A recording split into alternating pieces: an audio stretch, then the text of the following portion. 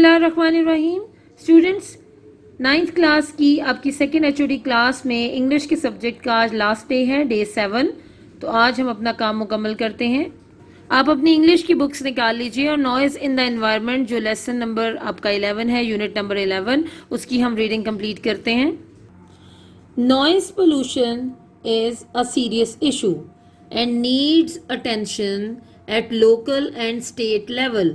People must develop awareness about the dangerous impact of noise on human health. It is therefore a need to acquire more civic sense and responsible attitude to avoid the unnecessary use of noise pollution irritants in the environment. Only then our country would be a much quieter and peaceful place to live in. अब इसकी translation करते हैं। Noise pollution is a serious issue, शोर की आलूदगी एक संगीन मसला है। And needs attention at local and state level, और इसे मुकामी और रियासत की सतह पर ज़्यादा तवज्जो की ज़रूरत है। People must develop awareness about the dangerous impact of noise on human health. लोगों को अपने अंदर और ज़्यादा शऊर पैदा करने की ज़रूरत है ताकि वो इसके ख़तरनाक जो असरात हैं इंसानी सेहत पर उससे आगाह रहें। इट इज़ देयरफॉर, चुनाचे लिहाजा, अ नीड टू एक्वायर, ज़रूरत है इस अमर की कि मोर सिविक सेंस, कि और भी ज़्यादा शहरी एहसास पैदा किया जाए। एंड रिस्पॉन्सिबल एटीट्यूड, और ज़िम्मेदाराना रवैया अपनाया जाए। To avoid the unnecessary use of noise pollution, ताकि बचा जा सके जो गैर ज़रूरी इस्तेमाल है बहुत ज़्यादा शोर का, शोर की आलूदगी का, उससे कुछ बचा जा सके। इरिटेंट्स हम कहेंगे जो बहुत ज़्यादा तकलीफ़ देने वाले बीच में एलिमेंट्स होते हैं, उनसे हम बच सकें और पुरसुकून रह सकें इन द एनवायरनमेंट, अपनी आबो हवा में, फ़िज़ा में, अपने माहौल में। हमें ज़रूरत है इस अमर की कि हम गैर ज़रूरी तौर पर शोर की आलूदगी पैदा करने वाली चीज़ों को अवॉइड करें, उनसे बच के रहें। Only then our country would be a much quieter and peaceful place to live in. सिर्फ इसी सूरत में हमारा मुल्क और भी ज़्यादा पुरसुकून होगा। मच क्वाइटर, क्वाइटर का मतलब क्वाइट से है, खामोशी से, पुरसुकून होगा। एंड पीसफुल, और बहुत ही पुरअमन होगा, और एक ऐसी जगह बन जाएगा, peaceful place to live in, जहां हम बखुशी रह सकते हैं। तो स्टूडेंट्स, यहाँ तक आपकी आज डे 7 में रीडिंग कंप्लीट हो गई नॉइज़ इन द एनवायरनमेंट की। आप रोज़ की रोज़ रीडिंग करेंगे तो आपको बहुत अच्छी रीडिंग करनी आ जाएगी। इसके मुश्किल अल्फाज आप अंडरलाइन कीजिए, उनके मीनिंग्स भी याद कीजिए। जी स्टूडेंट्स, आप देख रहे हैं कि ये थीम है यूनिट की, यानी नॉइज़ इन द एनवायरनमेंट की थीम है। मैंने आपको last time 3 days to see की थीम भी पढ़ाई थी, और आपको ये बताया था कि बाज़ औक़ात ये भी क्वेश्चन आंसर्स में आ जाता है कि what is the theme of the lesson noise in the environment. तो अगर ये क्वेश्चन हो तो इसका आंसर ये होगा जो यहाँ पर बुक में ही आपकी यूनिट की रीडिंग के नीचे लिखा हुआ है। आप इसको आज के दिन में डे 7 पर अपनी इंग्लिश की नोटबुक्स पर नोट कीजिए और इसको ज़ुबानी याद कीजिए। The unit gives awareness about the negative impact of noise pollution on human health. It describes the major contributors of noise pollution and how they affect mental and physical health. It also outlines various solutions to combat का मतलब जंग लड़ना, to combat the problem of noise pollution. तो students, इस theme को आज आपने day 7 पर अपनी इंग्लिश की नोटबुक्स पर नोट करना है, और इसको आपने ज़ुबानी याद कर लेना है आज ही के दिन में। जी स्टूडेंट्स, अब आप अपनी इंग्लिश ग्रामर एंड कंपोजिशन की किताब निकाल लीजिए। जी स्टूडेंट्स, कल हमने पेज नंबर 120 और 121 पर मौजूद फ्यूचर कंटिन्यूअस टेंस के जो अफर्मेटिव सेंटेंसेस हैं उनकी ट्रांसलेशन पढ़ी थी। आज हम इसके नेगेटिव सेंटेंसेस की ट्रांसलेशन आपको पढ़ाएंगे। पेज नंबर 121 पर जहां वो एक्सरसाइज खत्म हुई थी उसके बिल्कुल नीचे हैं नेगेटिव सेंटेंसेस. आज हम नेगेटिव और इंटरोगेटिव दोनों सेंटेंसेस पढ़ेंगे फ्यूचर कंटिन्यूअस टेंस के. आपको सारे रूल्स पता है. फ्यूचर कंटिन्यूअस टेंस में भी विल बी और शैल बी ही लगता है. As a helping verb will be और शैल बी यूज होते हैं. फर्स्ट फॉर्म प्लस आईएनजी यानी present participle form of verb आपकी यूज होती है. और आपको नेगेटिव बनाने का तरीका पता है कि just after the helping verb हम नॉट को ऐड करते हैं. जैसे इसमें हेल्पिंग वर्ब्स विल बी और शैल बी होते हैं. आपको पता है शैल बी मैंने कल भी बताया था आपको कि आई और वी के साथ सिर्फ शैल इस्तेमाल होता है, बाकी सबके साथ विल ही इस्तेमाल होता है. तो विल बी में अगर हमने नॉट लगाना है तो विल के फौरन बाद नॉट लगाएंगे, विल नॉट बी हो जाएगा. और इसी तरह अगर शैल होगा तो शैल नॉट बी हो जाएगा. यही रूल है. और इंटरोगेटिव बनाने में हम इस हेल्पिंग वर्ब को जुमले के शुरू में ले जाएंगे. तो अब नेगेटिव सेंटेंसेस देखिए. बच्चे नहीं रो रहे होंगे. Children will not be weeping. तुम हंस नहीं रहे होगे. You will not be laughing. वो मजाक नहीं कर रहे होंगे. They will not be joking. मजीद अपने भाई को नहीं सता रहा होगा. मजीद will not be टीजिंग his brother. लंगड़ा घोड़े पर सवार नहीं हो रहा होगा. The lame person will not be riding the horse. फकीर भीख नहीं मांग रहा होगा. The beggar will not be begging. अमीर खैरात नहीं दे रहा होगा. The rich man will not be giving elms. आका गुलाम को नहीं पीट रहा होगा. The master will not be beating the slave गुलाम को कहते हैं. शेर बकरी को नहीं फाड़ रहा होगा. The lion will not be tearing the गोट. कसाब छुरी तेज नहीं कर रहा होगा. द बुचर, कसाब को क्या कहते हैं इंग्लिश में? Butcher. The butcher will not be sharpening the knife. तुम मुर्गी को ज़िबा नहीं कर रहे होगे. You will not be slaughtering the Hahn. Slaughter करना ज़िबा करने को कहते हैं स्लॉटरिंग द हैन. असगरी यौम पैदाइश का केक नहीं काट रही होगी. Asghari will not be cutting the birthday cake. धोबन कपड़े इस्त्री नहीं कर रही होगी. The washer women will not be pressing the clothes. सुनार जेवर तैयार नहीं कर रहा होगा. The gold Smith will not be making the ornaments जेवरात को कहते हैं. और वो इस वक्त दुआ नहीं मांग रहा होगा. He will not be praying now. ये स्टूडेंट्स इसी एक्सरसाइज के बिल्कुल नीचे इंटररोगेटिव सेंटेंसेस दिए हुए हैं पेज 122 पर. Interrogative sentences future continuous tense के. रूल वही है कि हेल्पिंग वर्ब जुमले के शुरू में आ जाएगा. क्या लड़का अपना सबक याद कर रहा होगा. विल द बॉय बी आगे आएगा. Will the boy be reading his lesson question mark. क्या लड़कियां चीजें झाड़ रही होंगी. Will the girls be dusting the things. तुम उनका खत क्यों पढ़ रहे होगे. Y will you be reading there letter. There ये वाला होगा, उनका के लिए इस्तेमाल होता है THEIR. सूरज कब निकल रहा होगा. When will the sun B rising. वो पतंग कैसे उड़ा रहा होगा. How will he be flying the kite. औरतें कहाँ गा रही होंगी. वेयर विल द विमेन ज्यादा औरतें हैं तो हम इसको क्या बोलेंगे विमेन बी सिंगिंग. तुम क्या सोच रहे होगे. What will you be thinking of. हम मैच कहाँ देख रहे होंगे. Where shall we. अब देखिए वी है तो उसके लिए शैल इस्तेमाल होगा. Where shall we be watching the match. शिकारी कहाँ छुप रहा होगा. Where will the Hunter B hiding himself. वो राज किसको बता रहा होगा. Home will he be telling the secret to.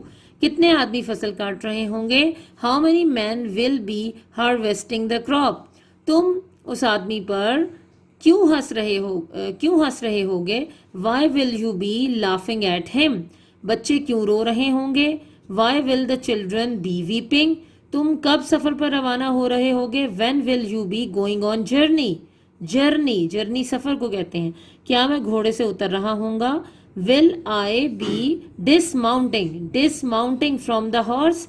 घोड़े से उतरना या किसी सवारी से उतरने के लिए डिसमाउंट का लफ्ज इस्तेमाल होता है. तो इसको जब हम यूज कर रहे हैं इसमें as a verb form of verb हमारी first form plus ING dismount plus ING तो क्या हो गया डिसमाउंटिंग.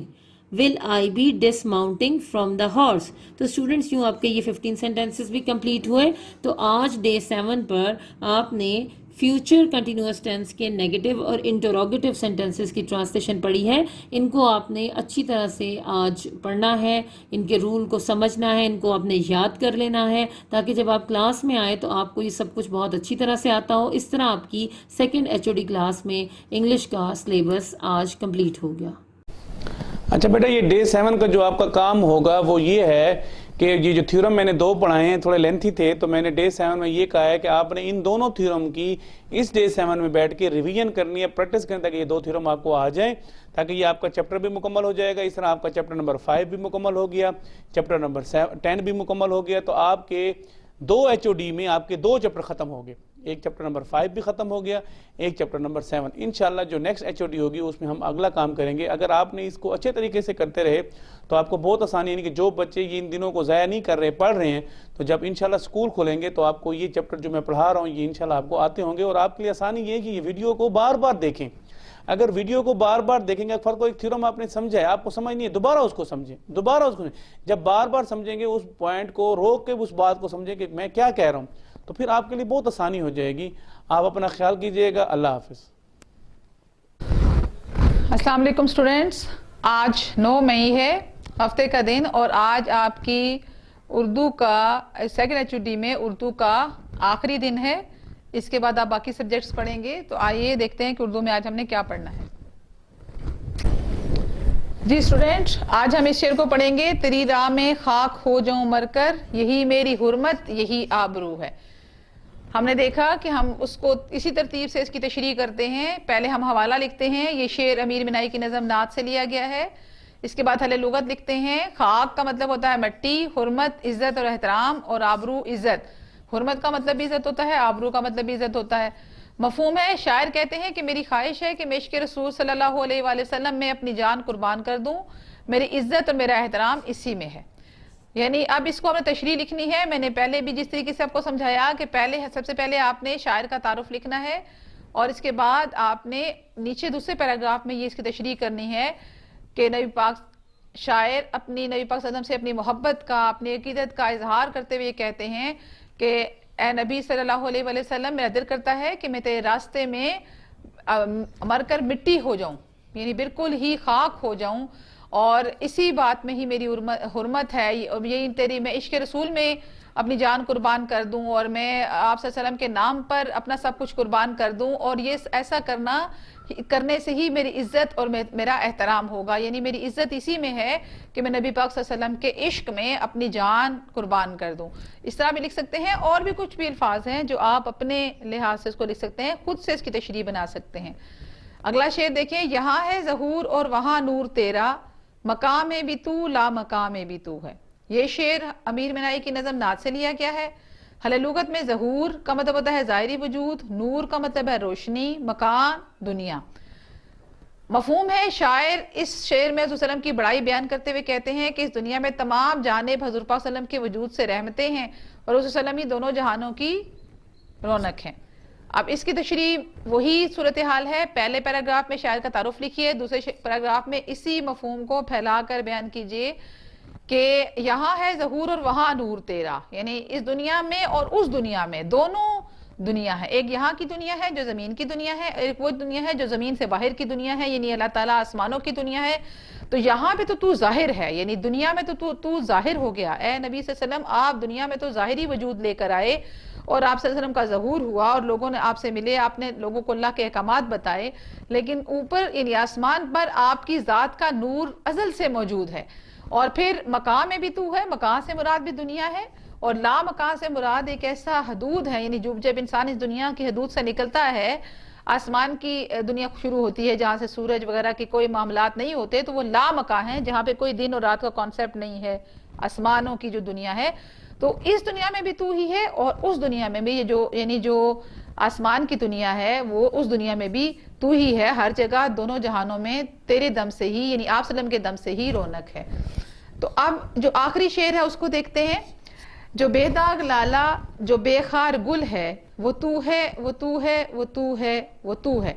سب سے پہلے اس کا حوالہ لکھنا ہے, اور یہ بات میں بار بار بتا چکی ہوں کہ اس تمام اشعار کی تشریح کو آپ اسی ترتیب سے لکھیں گے یہ شعر امیر منائی کی نظم نعت سے لیا گیا ہے. حل لغت میں بے داغ بغیر نشان والا. بے خار, یہ جیم لکھا ہوگا آپ کے نوٹس کے اوپر, جیم کو کاٹ دیں, میں نے کاٹ دیا ہے. بے خار ہے. بے خار کا مطلب ہوتا ہے بغیر کانٹوں والا. لالا سرخ رنگ کا ایک پھول ہوتا ہے جو پہاڑوں کے دامن میں کھلتا ہے اور بہت ہی خوبصورت ہوتا ہے.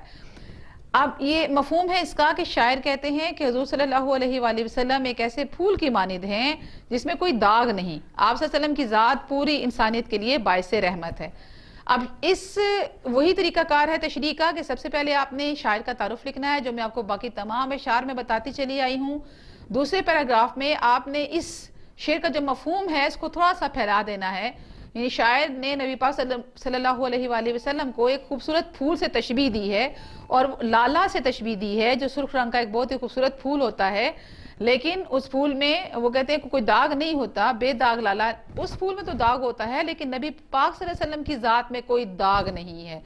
بے خار گل کا مطلب ہوا کہ ایسا پھول ہے نبی پاک صلی اللہ علیہ وسلم کی ذات, ایسا پھول ہے جس میں کوئی کانٹے نہیں ہیں. یعنی آپ کی شخصیت میں کوئی خامی نہیں ہے. آپ کی شخصیت ہر طرح کی داغ سے اور ہر طرح کے کانٹوں سے پاک ہے. آپ ساری دنیا کے لیے رحمت بن کر تشریف لائے ہیں. یہ اتنا سا بھی لکھ سکتے ہیں اور یہ میرے الفاظ کی جگہ آپ اپنے الفاظ میں کوئی بہت اچھی سی 2-3 جملوں پر مشتمل, بہت لمبی بھی نہیں, اس کی تشریح آپ اس کو کر سکتے ہیں. 9th کے اسٹوڈنٹس ہیں آپ اور اب آپ کو اس کی تشریح کرنی چاہیے. تو یہ تو تھا آپ کا نظم کی تشریح. اور اب ہم مشق کو دہرائیں گے. مشق آپ اس سے پہلے یاد کر چکے ہیں, میں آپ کو اس کی ایک دفعہ پڑھ کے سنا دیتی ہوں. مشق کا پہلا سوال ہے صبا کہاں سے آتی ہے؟ جواب ہے صبا مدینے سے آتی ہے. پھولوں میں کس کی خوشبو ہے؟ آپ دھیان سے لکھیے گا, یہ خوشبو غلط لکھا ہوا ہے, میں نے اس کو کاٹ کے اوپر خوشبو ٹھیک کر دیا ہے, آپ بھی کر لیں. پھولوں میں کس کی خوشبو ہے؟ پھولوں میں مدینے کے فضا کی خوشبو. آگے خوشبو ٹھیک ہے, یہاں سے دیکھ لیجئے گا. اگلا سوال ہے شاعر کے دل میں کیا حسرت ہے؟ جواب شاعر کے دل میں حسرت ہے کہ میری جتنی بھی زندگی ہے وہ نبی پاک صلی اللہ علیہ وآلہ وسلم کے در پر بسر ہو, اور جب مجھے موت آئے تب بھی میں آپ صلی اللہ علیہ وسلم کی چوکھٹ پر ہی ہوں. یعنی میرا جینا اور مرنا نبی پاک صلی اللہ علیہ وآلہ وسلم ہی کے لیے ہو. اگلا سوال ہے شاعر اپنی حرمت و آبرو کس بات میں خیال کرتا ہے؟ جواب شاعر اپنی حرمت و آبرو اس بات میں خیال کرتا ہے کہ وہ حضرت محمد صلی اللہ علیہ وآلہ وسلم کی راہ میں فنا ہو جائے اور آپ صلی اللہ علیہ وسلم کے احکامات مانتے ہوئے اس دنیا سے رخصت ہو. اگلا سوال ہے طوطی اور بلبل کس کا ذکر کرتے ہیں؟ جواب طوطی اور بلبل آپ صلی اللہ علیہ وآلہ وسلم کا ہی ذکر کرتے ہیں.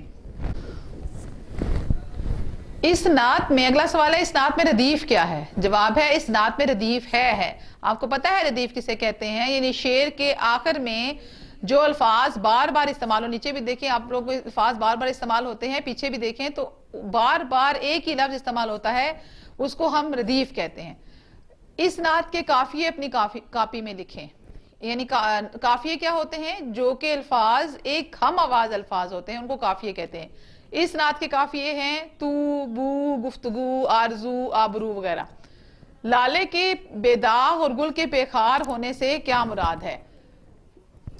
لالے کے پھول کی رعنائی, جو جواب ہے لالے کے پھول کی رعنائی اپنی خوبصورتی کے باعث دنیا میں لاسانی ہے. لالے کے پھول کی رعنائی, لالے کے پھول کی رعنائی, ٹھیک ہے. لیکن ایک کمی ہوتی ہے کہ اس میں داغ ہوتا ہے. اسی طرح وہ پھول جو خوبصورتی میں کمال درجہ رکھتے ہیں لیکن ان کے ساتھ کانٹے ہوتے ہیں جو ہاتھ کو زخمی کر دیتے ہیں. شاعر نے آپ صلی اللہ علیہ وسلم کو لالے سے بڑھ کر خوبصورت کہا ہے کیونکہ آپ صلی اللہ علیہ وسلم کی ذات ایک مکمل ذات ہے اور اس میں کوئی عیب نہیں. اسی طرح پھولوں کے ساتھ کانٹے بھی ہوتے ہیں لیکن آپ صلی اللہ علیہ وسلم ایسے پھول کی مانند ہیں جن کے ساتھ کوئی کانٹا نہیں ہے. تو یہ ہم نے ریوائز کیا ہے, اس کو دوبارہ اپنی نوٹ بک پہ لکھ لیجئے, یاد کر لیجئے اور بہت اچھے طریقے سے آپ اس HOD کا کام, اگر روز کا کام آپ روز کریں گے تو مجھے امید ہے کہ آپ بہت اچھے طریقے سے اپنے کام کو مکمل کر سکتے ہیں. شکریہ.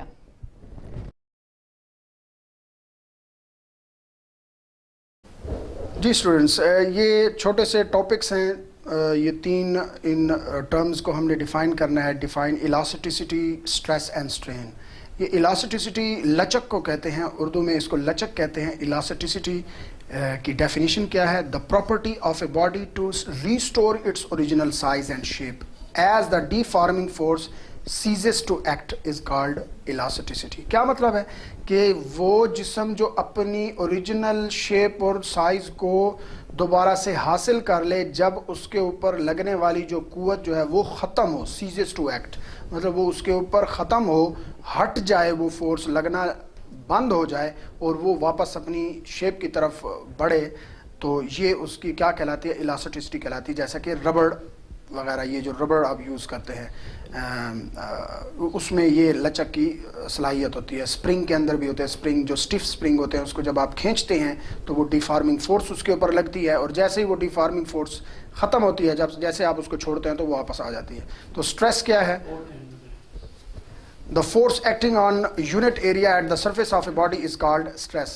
کسی بھی باڈی کے اوپر لگنے والا جو کسی بھی یونٹ ایریا پہ لگنے والا جو فورس ہوتی ہے وہ آپ کے پاس کیا کہلاتی ہے؟ اسٹریس کہلاتی ہے. اس کی نیوٹن پر میٹر اسکوائر جو ہے وہ اس کی یونٹ ہے. اسٹرین کیا ہے؟ Ratio between changing length to the actual length is called strain. Strain کیا ہے؟ جو آپ نے اس کے اوپر ڈیفارمنگ فورس لگاتے ہیں اور اس کی وجہ سے اس کی لینتھ میں چینج آتی ہے, اور وہ اس ایکچوئل لینتھ کے ساتھ جب آپ ڈیوائڈ کرتے ہیں تو آپ کے پاس یہ اسٹرین آتا ہے. It is unitless quantity. Tensile strain کیا ہے؟ If stress produces a change in the length of an object then the strain is called tensile strain. Hooke's law کیا ہے؟ What is Hooke's law? What is meant by elastic limit? Hooke's law کیا ہے؟ Within elastic limit, the strain is directly proportional to stress, or ratio of stress to the strain is equal to constant, which is called Hooke's law. مطلب کیا کہنا ہے کیا ہے کہ جب بھی کسی باڈی کے اوپر اسٹریس اپلائی ہوتا ہے, دباؤ لگتا ہے, تو اس کی وجہ سے وہ اپنی ایکچوئل لینتھ کو ریسٹور کر لے, تو یہ اس کے اوپر اس کو ایک سائنٹسٹ نے بتایا تھا, ہک اس کا نام تھا, تو اس کا یہ لا ہے. تو اس کی جو آپ میتھمیٹیکل ویلیو دیکھیں گے تو stress is direct proportional to strain, stress is equal to constant multiply by strain. تو یہ جو کانسٹنٹ ہے یہ میں آپ کو آگے جا کے ایکسپلین کروں گا.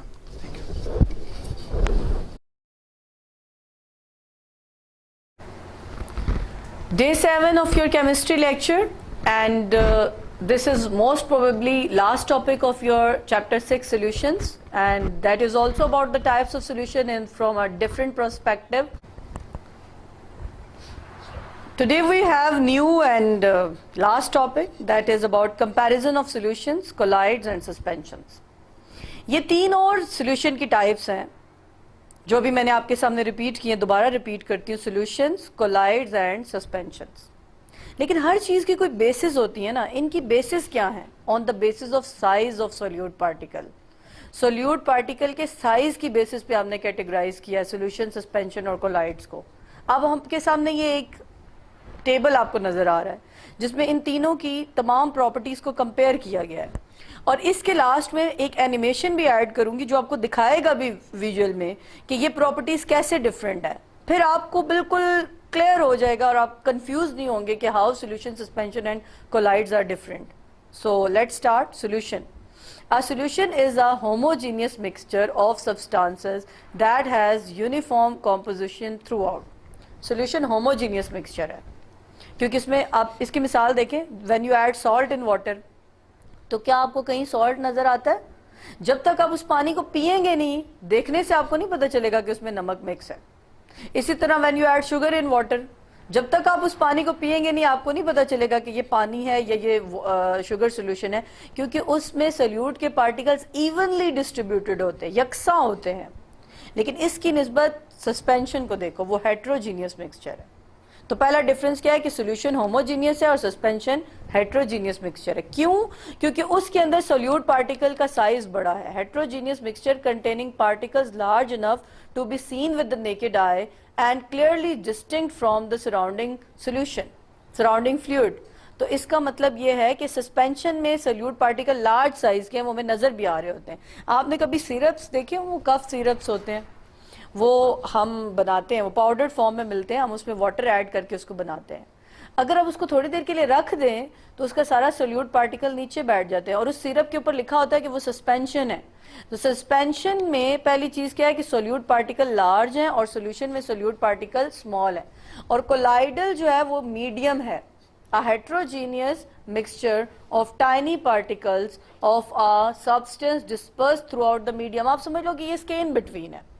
Suspension large size particle, solution small size solute particle, और कोलाइड्स मीडियम साइज, दरमियाने हैं उससे। लेकिन एक और बात याद रखिए कि सस्पेंशन और कोलाइड्स दोनों हेट्रोजीनियस हैं। अब इसकी एग्जांपल सबसे पहले देख लेते हैं, बाकी प्रॉपर्टीज बाद में देखेंगे। When you add salt in water, मतलब NaCl इन वाटर, वो सोल्यूशन हो जाएगा। इसको कुछ टेक्स्ट में केमिस्ट्री में ट्रू सोल्यूशन भी कहा जाता है। Suspension when you add sand in water, रेत को पानी में मिक्स करके छोड़ते हैं तो वो साफ नजर आ रही होती है ना, अलग होती है। और कोलाइड्स में jams, हलवाज, milk is a colloid, क्योंकि पार्टिकल ना तो बहुत बड़े हैं और ना ही छोटे हैं। तो ये आपने अपनी डेली लाइफ में चीजें देखी हुई हैं। अब जरा आते हैं प्रॉपर्टीज की तरफ।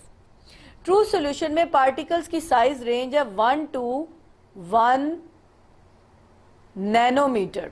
ये मिलीमीटर नहीं होना चाहिए, नैनोमीटर होना चाहिए, टाइपिंग एरर है। 1 to 1 नैनोमीटर, इसको करेक्ट कर लें। और मतलब पार्टिकल बहुत छोटे हैं।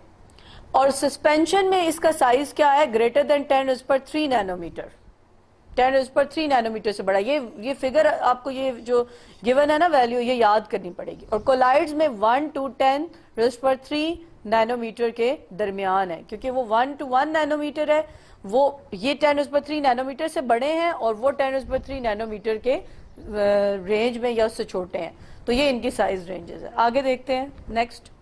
The particles are invisible. क्या आपको पानी में नमक के, सॉल्ट के पार्टिकल्स डिसॉल्व हुए नजर आते हैं? क्या आपको पानी में शुगर के पार्टिकल्स, एटम्स डिसॉल्व हुए नजर आते हैं? नहीं नजर आते, नेकेड आई से नजर नहीं आते। लेकिन हाँ, अगर आप उसे माइक्रोस्कोप या इलेक्ट्रॉन माइक्रोस्कोप के नीचे रख के देखेंगे, उस सैंपल के अंदर रखेंगे, तो आपको ये नजर आएंगे। So these particles are invisible with naked eye, but ordinary microscope, वो जो आपकी कंपाउंड माइक्रोस्कोप है जो लैब में पड़ी हुई है, या फिर इलेक्ट्रॉन माइक्रोस्कोप जो कि यूनिवर्सिटीज में या उन इंस्टीट्यूशन में होती है जहाँ पे रिसर्च की जाती है, वहां पे अगर आप देखेंगे तो ये पार्टिकल विजिबल हैं। But in case of suspensions, particles are invisible invisible नहीं आना चाहिए, visible आना चाहिए। The particles are visible by naked eye. Particles are invisible. Collides के केस में पार्टिकल जो है वो इनविजिबल है नेकेड आई से, लेकिन माइक्रोस्कोप के अंदर हमें नजर आते हैं।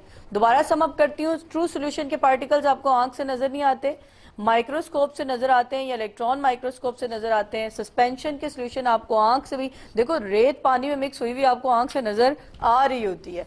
और पार्टिकल्स जो होते हैं, particles are invisible bye naked eye, but ordinary microscope में आप उसको देख सकते हैं।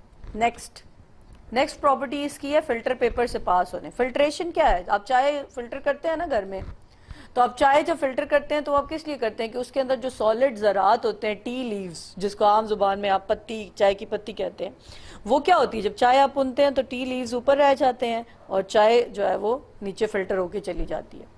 तो अब इसी तरह एक अल्ट्रा फिल्टर होता है और एक ऑर्डिनरी फिल्टर होता है। तो जो सोल्यूशन के पार्टिकल्स हैं, they can pass through ultra filter, क्योंकि ये साइज में बहुत छोटे हैं तो ये अल्ट्रा फिल्टर में से भी पास हो जाएंगे। But particle can not pass through ordinary as well as ultra filter. लेकिन सस्पेंशन के पार्टिकल नहीं पास हो सकते किसी फिल्टर से, क्योंकि उनका साइज बहुत बड़ा है। और कोलाइड के पार्टिकल्स जो हैं वो ऑर्डिनरी फिल्टर से तो पास हो जाते हैं, लेकिन अल्ट्रा फिल्टर से पास नहीं होते, क्योंकि ऑर्डिनरी से उनका साइज छोटा होता है लेकिन अल्ट्रा फिल्टर से उनका साइज बड़ा होता है। समझ आ रही है बातें? ये बातें अभी मैं आपको, ये सारी प्रॉपर्टीज अभी एनिमेशन में आपको नजर भी आएंगी, तो फिर आपको बिल्कुल क्लियर हो जाएगा और आप बिल्कुल भूलोगे नहीं। इसी तरह क्या है, सॉल्यूशंस कांट स्कैटर लाइट। ये लाइट को स्कैटर नहीं करते, लाइट इनमें से पास होती है लेकिन फैलती नहीं है। ये भी एक एनिमेशन है जो मैं जितना भी आपको बोल के समझाती रहूं ये आपको क्लियर नहीं होगा। अभी जो इस लेक्चर के एंड पे जो एनिमेशन है वो सॉल्यूशन, कोलाइड और सस्पेंशन के कॉन्सेप्ट को क्लियर करने के लिए बहुत इंपॉर्टेंट है। सस्पेंशन लाइट को स्कैटर करते हैं और कोलाइड्स लाइट को स्कैटर नहीं करते। तो आज के दिन का आपका टास्क यही है कि आप लोग इस टॉपिक को प्रिपेयर करें, एनिमेशन को देखें और एक बार टाइम निकाल के थॉरली पूरा जितना भी मैंने 7 दिनों में पढ़ाया उसको थॉरली रीड कर लें। आपको तमाम ये जो क्वेश्चंस हैं ये नोटबुक्स पर डेली लिखे होने चाहिए, ये चीज़ें आपको याद होनी चाहिए, तो आपको सॉल्यूशन का चैप्टर इतना अच्छा प्रिपेयर हो जाएगा कि किसी तरह की भी कन्फ्यूजन नहीं रहेगी। फिर नेक्स्ट जो HOD क्लास होगी उसमें हम चैप्टर 7 से स्टार्ट करेंगे। Thank you so much, good luck. Suspension and colloidal solution. A solution is classified on the basis of particle size such as true solution, suspension and colloidal solution. Let us explain with the help of activity. Take 3 beakers and label them as A, B and C. Now add 1 spatula full of copper sulfate to beaker A, chalk powder to beaker B and few drops of milk to beaker C. Now add some amount of water and stir properly using a glass rod.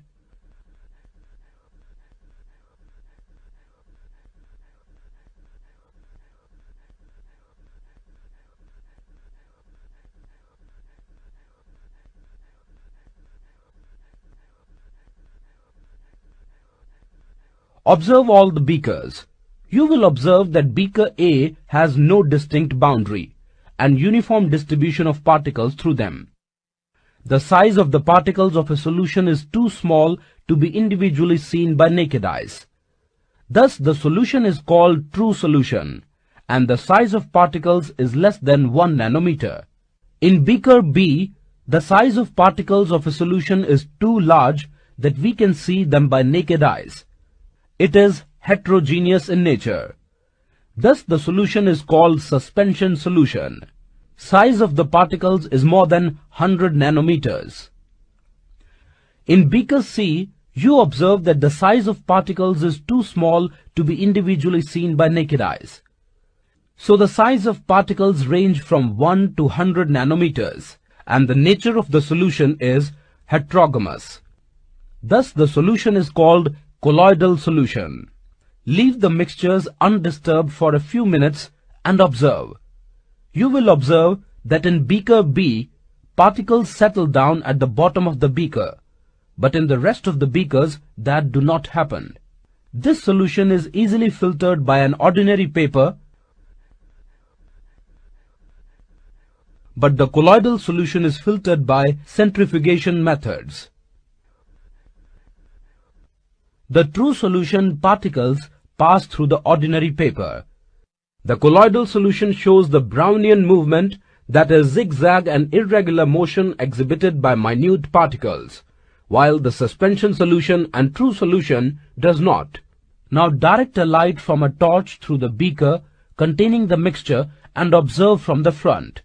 Is the path of the beam of light is visible? Yes. In beaker C, it shows a visible path. This phenomenon is called the Tyndall effect, while the rest of the beakers do not affect the beam of light. From this activity we learnt some properties of true solution, suspension solution and colloidal solution. Let us summarize the differences between the colloidal solution and suspension